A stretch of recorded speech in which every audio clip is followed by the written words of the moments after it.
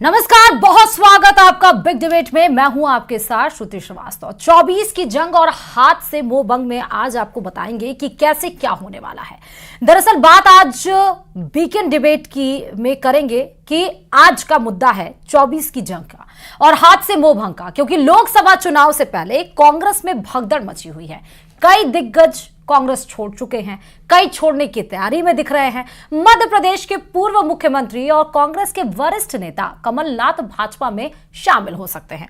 अगर दोनों नेता बीजेपी में शामिल होते हैं तो कांग्रेस के लिए ये लोकसभा चुनाव 2024 से पहले बड़ा झटका माना जा रहा है। और इधर राजस्थान में भी दिग्गज कांग्रेस नेता और विधायक महेंद्रजीत सिंह मालवीय के कांग्रेस छोड़कर बीजेपी में शामिल होने की चर्चाएं तेज हो चली हैं। इस मुद्दे पर चर्चा हम देखेंगे, लेकिन पहले देखते हैं ये खास रिपोर्ट।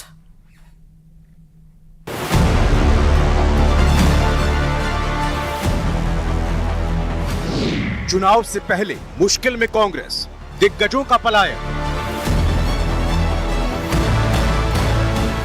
कमलनाथ और नकुलनाथ के बीजेपी में शामिल होने की अटकलें। क्या बीजेपी ज्वाइन कर रहे हैं सर? अगर ऐसी कोई बात होगी, सबसे पहले मैं आप लोगों को ही कहूंगा, आप लोग एक्साइट हो रहे हैं। मैंने कहा मैं तो एक्साइट नहीं हूं, इस तरफ या उस तरफ। राजस्थान में कांग्रेस विधायक महेंद्रजीत सिंह मालवीय के बीजेपी में जाने की चर्चा।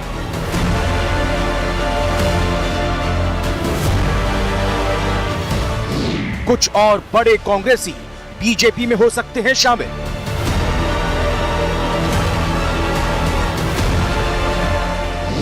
चौबीस की जंग, हाथ से मुंह भंग।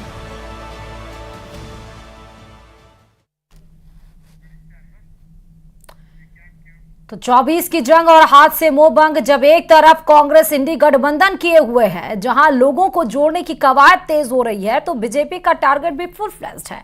बीजेपी अब इस बार कह रही है कि एनडीए 400 के पार लोगों के दिमागों में बैठाया जा रहा है। और इस बीच एनडी गठबंधन को तगड़ा झटका लग रहा है।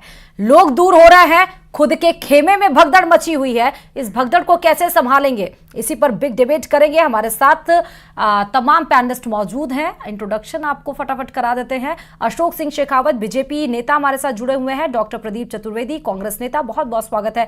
Ashutosh Rawat ji as a senior journalist यानी कि वरिष्ठ पत्रकार के रूप में, और निरंजन पोद्दार राजनीतिक विशेषज्ञ के रूप में आज हमें ज्वाइन कर रहे हैं इस डिबेट में। आप सभी का बहुत बहुत स्वागत करते हुए, और सबसे पहले मैं आना चाहूंगी अशोक जी आपके पास। अशोक जी के पास आने से पहले मैं प्रदीप जी के पास रिएक्शन लेना चाहूंगी। प्रदीप जी, कैसे संभालेंगे गठबंधन के साथ साथ आपके खेमे में इतनी भगदड़ मची हुई है? पहले तो राजस्थान की बात कर लेते हैं और उसके मालवीय की, और अगर हम कमलनाथ बड़े दिग्गजों की बात करेंगे तो कैसे इस डैमेज को कंट्रोल करेंगे आप प्रदीप जी?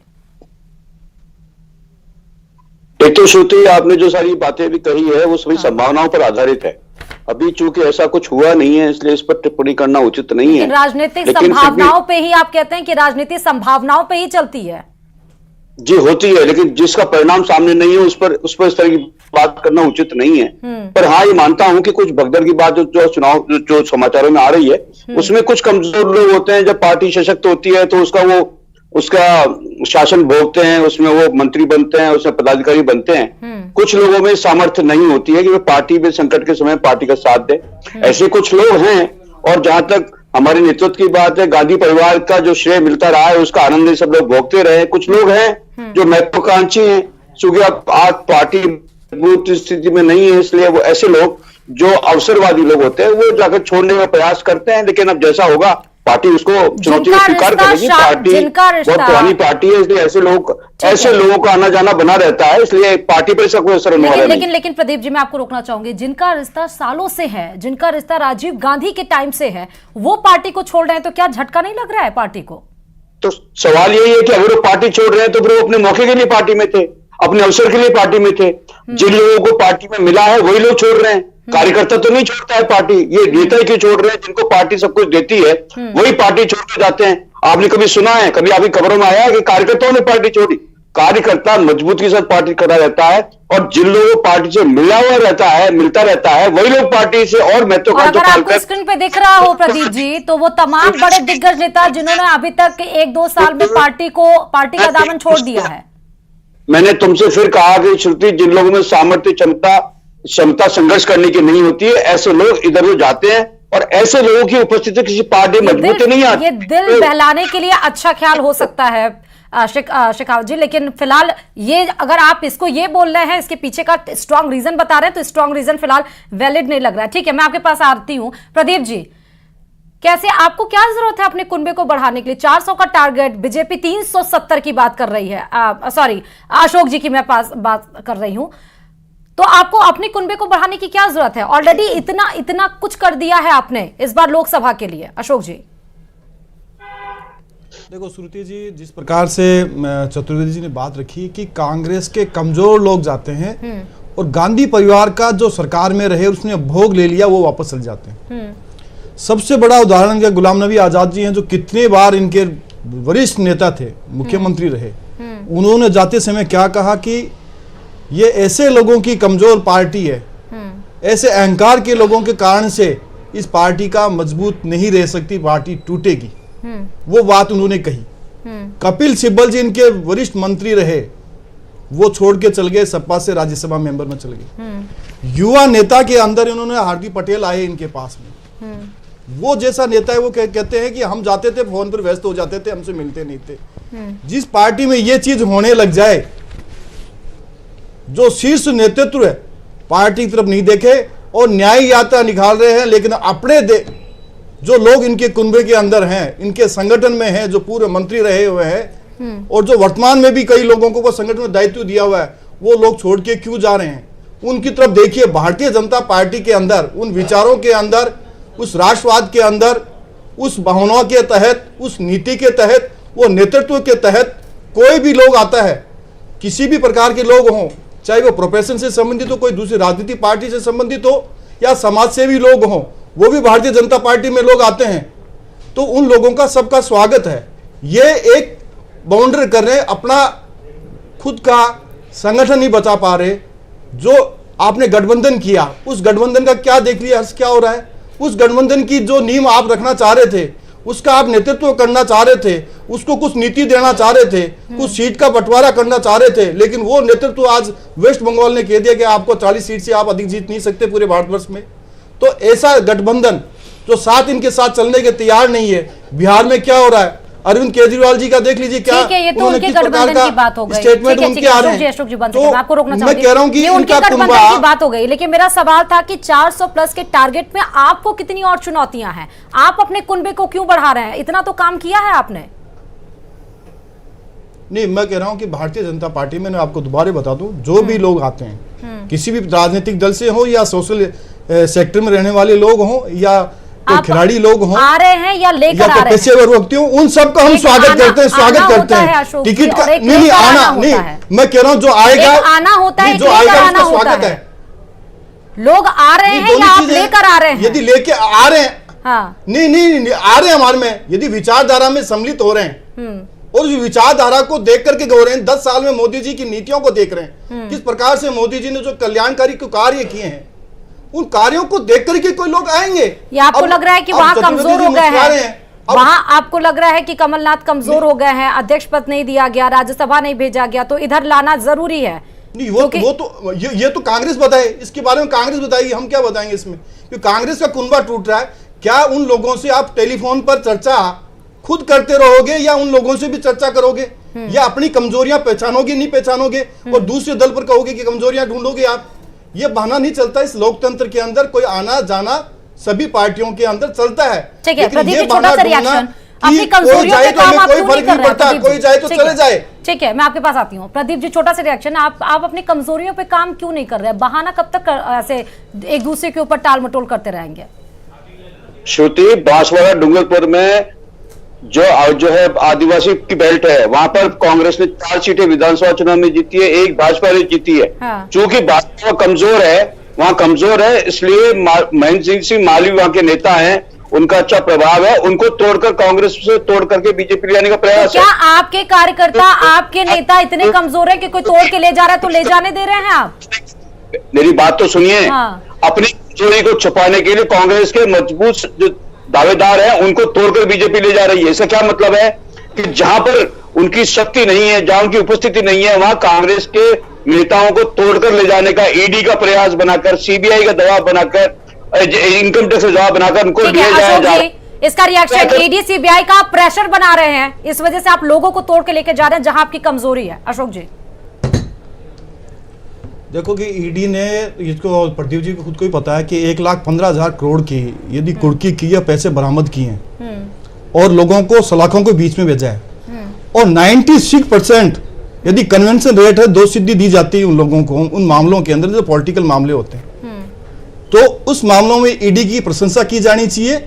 या सुप्रीम कोर्ट ने हर चीज के अंदर कहा है कि जांच एजेंसियां हैं वो अपनी क्षमताओं के अनुसार स्वतंत्र रूप से कार्य करेंगे, लेकिन इनके समय में सीबीआई को तोता कहा जाता था, आप वहां पर तोते के जैसे यूज में लेते थे। जहां आप कमजोर हैं अशोक जी, आप वहां पर हिट एंड सिक्स कर रहे हैं। वो कह रहे हैं अगर पश्चिम उत्तर प्रदेश में चले जाइए, आप जैन चौधरी को तोड़ के ला रहे हैं, किसान जाट को मिलाना चाह रहे हैं, आप महेंद्र जीत को मिला रहे हैं, एसटी समुदाय है वहां पर रकुल नाथ को मिलाने की कोशिश कर रहे हैं क्योंकि 29 का टारगेट है। जहां कमजोर है वहां पर हिट एंड सिक्स गेम खेल रहे हैं आप अशोक जी।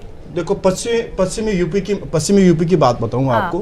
क्या आरएलडी का भाजपा से गठबंधन पहले नहीं रहा हो? रहा है, और उसमें सरकारें भी बनी है, उनका प्रतिनिधित्व दिया गया है, मंत्रिमंडल में सम्मिलित हुए हैं। तो ऐसा क्यों?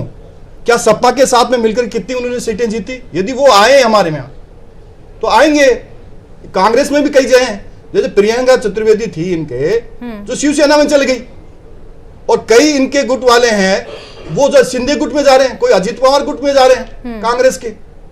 सिद्दीकी जैसे जो 48 साल से कांग्रेस में रहे, वो अजित पवार की पार्टी में चले गए। उन्होंने कहा कि मैं आज इस वर्तमान में कांग्रेस की सरकार का कौन सा नेतृत्व है, ठीक है, शीर्ष नेतृत्व को उन्होंने कहा कि किस प्रकार से वहां कार्य प्रणाली चल रही है, कैसे काम कर रहे हैं, वो नीतियां नहीं बना रहे, हम उस पार्टी में हम क्यों रहे? तो लोग तो भगदड़ मचेगी, कहने का मतलब है कि कांग्रेस की नीतियां कमजोर है, आप यही कह रहे हैं? सब कुछ कमजोर है। ठीक है, छोटा सा रिएक्शन प्रदीप जी, उसके बाद मुझे दूसरे गेस्ट के पास जाना है। सब कुछ कमजोर है, कैसे जीतेंगे लोकसभा में 400 के पास? कैसे? आप तो कहीं पे भी नहीं स्टैंड करेंगे। महाराष्ट्र के सभी नेताओं पर ईडी का दबाव बना करके उनको पार्टी से निकाला गया है। महाराष्ट्र का उदाहरण है, जितने नेताओं को कांग्रेस के नेताओं को ईडी के नोटिस दिए गए, वे सब आज महाराष्ट्र में भाजपा की सरकार में वहां ज्वाइन कर रहे हैं। अभी अशोक चौहान लेटेस्ट गए, उनको भी ईडी के उसमें नोटिस के दबाव में है। इसलिए महाराष्ट्र में जितने भी नेता गए हैं उन सबको ईडी में बेस्ट बताकर उनको नोटिस जारी किए थे, और जब भाजपा ज्वाइन कर लिए उसके बाद उनके नोटिस वापस ले लिए गए। ये इस बात का सबूत है कि ईडी का दुरुपयोग करके, राजनीतिक प्रभाव इस्तेमाल करके लोगों को तोड़ा जा रहा है। ये मेरा जांच आपके समय चली थी प्रदीप जी, वो जांचें आपके समय चली थी, आप नहीं किसकी बात बता रहे हो? अब एक के एंटनी का बेटा, उनका पुत्र है, वो कांग्रेस क्यों छोड़ रहा है? अनिल एंटनी क्यों छोड़ रहा है? जो कांग्रेस के बड़े लीडर थे वो कह रहे कांग्रेस में कुछ भी नहीं है। चाहे बंगाल के नेता क्यों छोड़ रहे हैं कांग्रेस? आप तो ये बता दीजिए। बीजेपी व्हाइट वॉश कर रहे हैं उनको। आप ईडी का देवड़ा जो युवा नेता कांग्रेस का, वो कांग्रेस को छोड़ के जा रहे हैं। आरपीएन सिंह वो कांग्रेस को छोड़ के ठीक है, जो राहुल गांधी के साथ, ठीक है, मुझे आशुतोष जी से रिएक्शन लेना है। मुझे आशुतोष जी एक छोटे सी बात समझाइए, जो साफ सुथरा है उसके ऊपर ईडी हो, सीबीआई हो, आईटी हो, कोई भी, उसे डरने की जरूरत है? और क्या पार्टी से इतना पुराना रिश्ता तोड़कर जाने की, दूसरे पार्टी का दामन थामने की जरूरत क्या पड़ जाती है आशुतोष जी?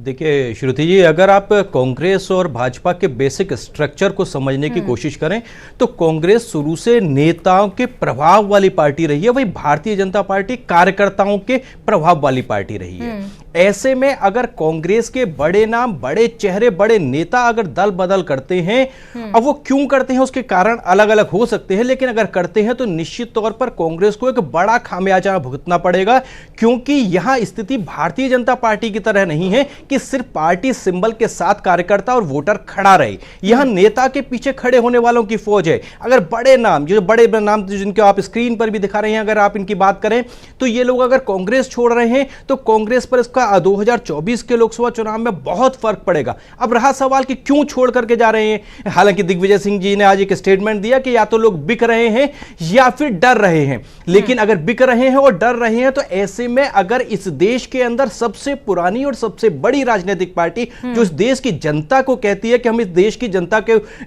विश्वास दिलाना चाहते हैं कि वह सुरक्षित है, हम डेमोक्रेसी को बचाना चाहते हैं, वो अपने नेताओं का बचाव नहीं कर पा रही है, बड़ा हास्यास्पद बयान लगता है। मुझे लगता है कि कांग्रेस के के नेताओं को शायद वास्तविकता का आभास हो गया है। जिस तरह की स्थितियां 2024 के लोकसभा चुनाव से पहले बन रही हैं, जिस तरह के परिणामों की उम्मीद की जा रही है, उसको देखते हुए लगता है कि कांग्रेस के नेता भी अब शायद एक सुरक्षित जगह तलाशना चाहते हैं। भारतीय जनता पार्टी इनको अपनी पार्टी में शामिल कर रही है, तो ये एक हाथ से ताली बजने वाला प्रकरण नहीं हो सकता है। अगर कोई लेने के लिए तैयार बैठा है तो कोई जाने के लिए तैयार बैठेगा, तभी लेने वाला आपको लेकर के जाएगा। तो मुझे लगता है कि पार्टी को निश्चित तौर पर इस विषय पर सोचना चाहिए, और शायद कांग्रेस ने पिछले 10 साल में ना सोचने की कोशिश की है, और आज भी लगता है कि निरंजन जी यही खामी है विपक्ष में कि अपनी जो गलती है उसको पहचानते नहीं, उसको टटोलने की कोशिश नहीं करते हैं, सिर्फ एक दूसरे के पगड़ी को उछालने की कोशिश की जाती है। अगर यही किया होता तो इंडी गठबंधन भी बचा लेते हैं। और अभी खबर ये भी आई है कल की नेशनल कॉन्फ्रेंस भी जम्मू कश्मीर में अलग हो गया इंडी गठबंधन से। ना गठबंधन बचा पा रहे हैं, ना अपने नेताओं को बचा पा रहे हैं, और टारगेट बड़ा है, मोहब्बत की दुकान खोली जा रही है और भारत न्याय यात्रा पर निकला जा रहा है। निरंजन जी देखिए श्रुति जी, एक शेर है, मैं यहाँ उससे शुरू करूंगा कि यही भूल मैं जीवन भर करता रहा, धूल माथे पे थी और आईना साफ करता रहा। आज कहीं ना कहीं आप ये मान के चलिए यही परिस्थिति बनी हुई है, क्योंकि जिस तरीके से और जिस समय पे जो फैसले लेने चाहिए उसकी बजाय काम कहीं और किया जाता है और प्रॉब्लम कहीं और होती है और इलाज कहीं और का किया जाता है, तो ऐसे ही परिणाम उसके आते हैं, यानी कि दुष्परिणाम ही होते हैं। अब आपको मैं बताऊं, जिस तरीके से अभी कांग्रेस प्रवक्ता बोल रहे हैं, देखिए आज भी जब भी कोई नेता इनका पार्टी छोड़ता है तो ये कहते हैं या तो ये डर गया या बिक गया।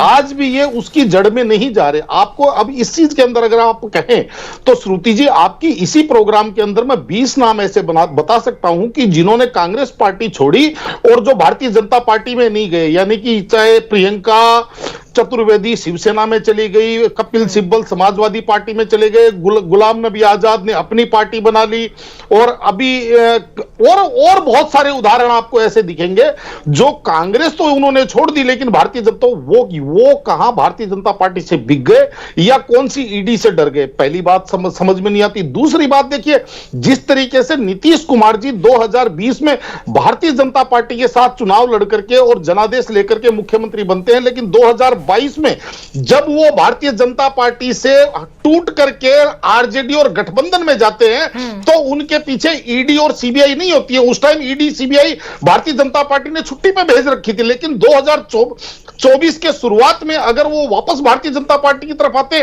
तो ये लोग बोलते हैं कि वो तो ईडी और सीबीआई के दबाव में आ गए।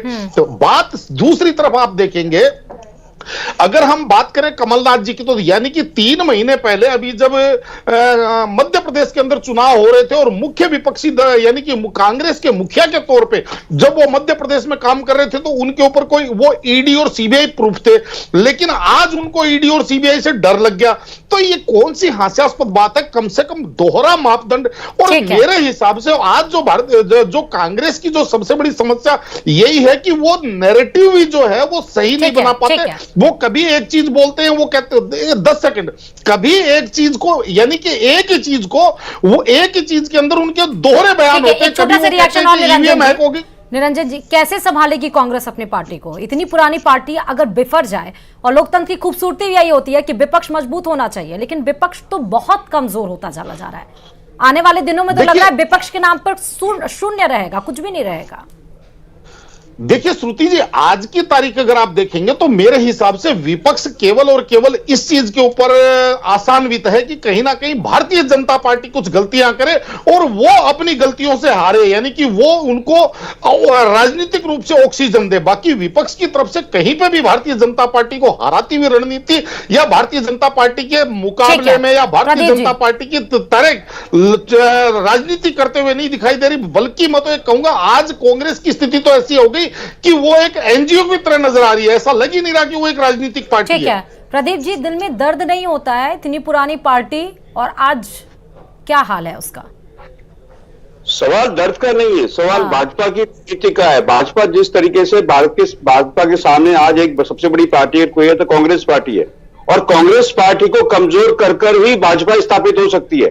अगर 400 सीटों का वो, तो आप कमजोर हो क्यों रहे हैं प्रदीप जी? आप कमजोर क्यों हो रहे हैं? आपको पता है कि सामने वाला वो चाल चल रहा है, तो आप उसके जाल में क्यों फंस रहे हैं? दो तरह रणनीति कर रहा है। एक वो क्षेत्रीय तरफों से को किनारा कर रहा है और दूसरा भारतीय जनता पार्टी कांग्रेस को कमजोर करने में लगी हुई है। और कमजोर करने का तरीका उन्होंने ईडी, सीबीआई और इनकम टैक्स के माध्यम से किया हुआ नहीं, है। लॉजिक भी है। कमलनाथ ने कहा अगर मैं हार गया तो मुझे अध्यक्ष पद से हटा दिया गया, मैं राज्यसभा जाने के लिए सोच रहा तो उसके बाद उसके दिग्विजय सिंह के करीबी को, अशोक सिंह को राज्यसभा भेज दिया गया। तो आप लॉजिक भी तो है, लोगों के जाने के पीछे का लॉजिक भी है। किस तरह की रणनीति कर देश का शासन हड़पना चाहती है हम देख रहे हैं। तो लंबा इसका इतिहास नहीं है, बहुत जल्दी आप देखेंगे कि लोग भी इसको समझेंगे। लोकतंत्र पे आप सवाल उठा रहे हैं, ये तो लोकतंत्र पे आप सवाल उठा रहे हैं। ये तो चुनाव होता है, लोग जाते वोट देते हैं, लोग अपनी मर्जी से वोट देते हैं, वो उसको हड़पने की कोशिश नहीं कर रही है बीजेपी। बिल्कुल कर रही है। श्रुति जी 20 सेकंड दीजिएगा। कमजोर करके ही वो 4 से पार की बात सोच सकती है, इसीलिए कांग्रेस के नेता को तोड़ने का प्रयास कर रही है। और आप टूट भी रहे हैं। ठीक है, एक छोटा सा रिएक्शन निरंजन जी। जी जी जी जी जी हाँ, देखिए श्रुति जी, आज तक कांग्रेस को ये चीज समझ ही नहीं आई कांग्रेस को कमजोर कौन कर रहा है। कांग्रेस को कमजोर कर रही है क्षेत्रीय पार्टियां। अगर दिल्ली की बात करें तो आम आदमी पार्टी सारा का सारा कांग्रेस का वोट लेके बैठी हुई है। बंगाल की बात करें तो ममता बनर्जी सारा का सारा कांग्रेस के वोट लेके बैठी हुई है। महाराष्ट्र की बात करें तो एनसीपी सारा का सारा कांग्रेस का वोट लेकर के बैठी हुई है। अगर उत्तर प्रदेश की बात करें तो समाजवादी पार्टी, बहुजन समाज पार्टी सारा का सारा कांग्रेस वोट। अब कांग्रेस की समस्या यह है कि वो अपने वोट बैंक के लिए उनसे नहीं लड़ रही है जिन्होंने उसका वोट बैंक चुराया। वो कह रही है कि हम तो भारतीय जनता पार्टी के वोट बैंक को अपनी तरफ खींच करके लाएंगे। अरे भाई, आप जो समस्या है उसके ऊपर तो आप विचार ही नहीं कर रहे। दिल्ली के अंदर आप आज आम आदमी पार्टी के साथ शरणागत हो गए, यानी आपने स्वीकार कर लिया कि हाँ जी ठीक है, आप हमारे यहाँ दिल्ली में मालिक हो, आप हमारे दिल्ली में बड़े भाई हो। आपने बंगाल में उनको कर लिया, उत्तर प्रदेश में समाजवादी पार्टी को कर लिया। जब तक आप अपने वोट बैंक पे फोकस नहीं करेंगे, आप कैसे रिवाइव करेंगे? और इसीलिए बीजेपी स्ट्रॉन्ग मैनेजमेंट टूल मानी जाती है, क्योंकि उसको पता है कि कहां संगठन को मजबूत करना है, कहां कार्यकर्ता को मजबूत करना है, कहां गांव को मजबूत करना है, कहां शहर को मजबूत करना है। लेकिन कांग्रेस है कि वो चरितार्थ करती है कि उसको क्या करना है क्या नहीं करना है, क्योंकि उसको यही नहीं समझ में आ रहा है कि कमजोर कहां, कमजोर कड़ी कौन सी है। उसको तलाश लेंगे तो मुझे लगता है आने वाले दिनों में कांग्रेस भी मजबूती से विपक्ष के रूप में खड़ी हो पाएगी। फिलहाल आप सभी का बहुत बहुत शुक्रिया। लेकिन एक बड़ा सवाल है 2024 के लिए, एनडीए 400 का टारगेट है तो कांग्रेस के हाथ क्यों खाली रह गए हैं? इसी के साथ ही इस डिबेट में फिलहाल इतना ही, और खबरों के लिए देखते रहिए न्यूज़ 18 राजस्थान।